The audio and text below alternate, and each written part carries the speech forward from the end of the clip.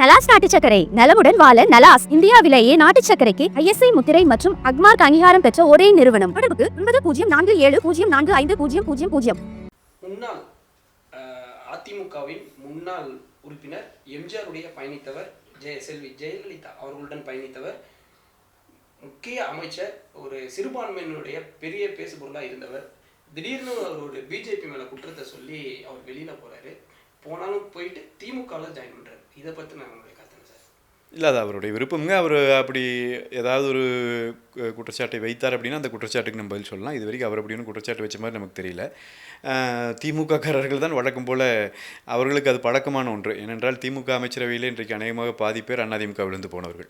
எனவே எங்கே அரசியல் பாடம் கற்றுக் கொடுக்கப்படுகிறது, எங்கே இருக்கிறவர்களுக்கு அரசியல் தெரியும், எங்கே இருக்கிறவர்களால் மக்கள் நல பணியாற்ற முடியும் என்பதை தேடி தேடி அங்கே இருக்கிறவர்களை கூட்டிக் கொண்டு அவர்களை அமைச்சரவையில் வைக்கிற பணி என்பது திமுகவினுடைய பணி. ஆனால் அந்த 10 பேர் அமைச்சரவையில் இருந்தாலும் கூட மீதி பேர் எல்லாம் அவர்கள் அடையாளம் தெரியாமல் போனது தான் வரலாறு. திமுக உள்ளிருந்து அழிக்கும் என்கிற அந்த செய்தி இருக்கிறது. எனவே அண்ணன் அன்வர் ராஜா அவர்கள் அவர் எதை குறித்தாக இந்த முடிவை எடுத்தார் என்பது நமக்கு தெரியாது.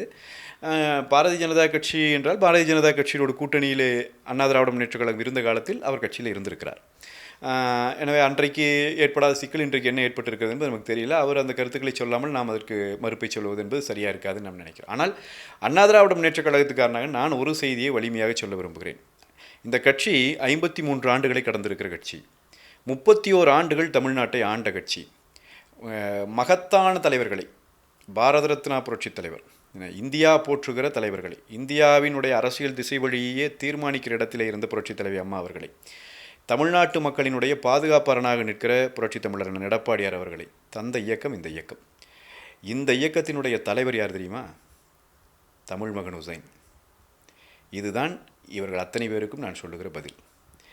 தமிழ் மகன் ஹுசைன் ஒரு பண்ணையார் வீட்டு பிள்ளை இல்லை, ஒரு மிட்டாமிராஸ் இல்லை. புரட்சித் தலைவர் எம்ஜிஆர் அவர்களை கட்சியை விட்டு கருணாநிதி நீக்கிவிட்டார் என்கிற செய்தி வந்தபோது தான் ஓட்டி வந்த பேருந்தை அங்கேயே நிறுத்திவிட்டு இறங்கி தலைவரோடு இணைய வேண்டும் என்று வந்தவர்.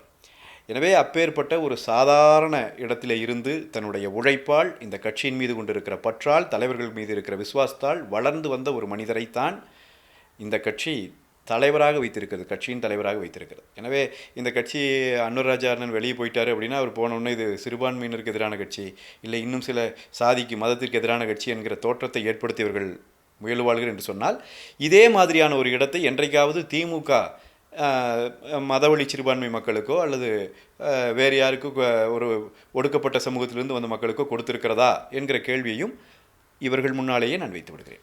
இப்போ தேர்தல் வரப்போகுது, இன்னும் ஒரு 8 மாசத்துக்கு தேர்தல் வருது. ஒரு பெரிய தலைவர்கள அதிமுக இழுக்கிறது அது ஒன்றும் இல்லை, அது ஒரு பாதிப்பு இல்லைங்க. என்னங்க அது, இதெல்லாம் ஒரு பாதிப்பு? என்ன பெரிய தலைவர்களை இழுத்து, அதெல்லாம் ஒரு பாதிப்பும் இல்லை. அது நீங்கள் அண்ணா திராவிட முன்னேற்றக் கழகத்தினுடைய குணம், நாடறிந்த குணம்.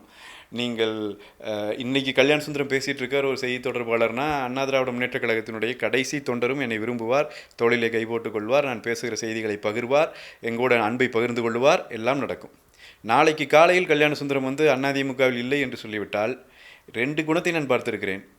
அவதூறு வசைபாடவும் மாட்டார்கள், அவர் போய்விட்டாரே என்று கவலைப்பட்டு கொண்டு இருக்கவும் மாட்டார்கள்.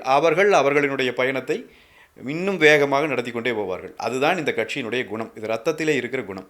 எனவே இது அதிமுக தொண்டனை பலகீனப்படுத்துமா என்று சொன்னால், இதையெல்லாம் கண்டுகொள்ளுகிற, இதற்கெல்லாம் நேரம் செலவழிக்கிற இடத்திலே கூட அண்ணா திராவிட முன்னேற்றக் கழகத்தின் தொண்டன் இல்லை. இல்லை, பல முறை எடப்பாடி அவர்கள்ட்ட சொன்னேன் நான், இந்த மாதிரி பிஜேபி கூட்டணி வேணான்னு சொல்லிட்டு அவரு அதை செவி சாய்க்கவே இல்லை அப்படின்ற மாதிரி கருத்தெல்லாம் நேற்று முன்வைக்கிறேன். சொன்னாருன்னா அப்போ அவர் சொன்ன கருத்து ஏற்புடைய கருத்தாக இல்லைங்கிறது புரிஞ்சுக்கணும், அவ்வளோதான்.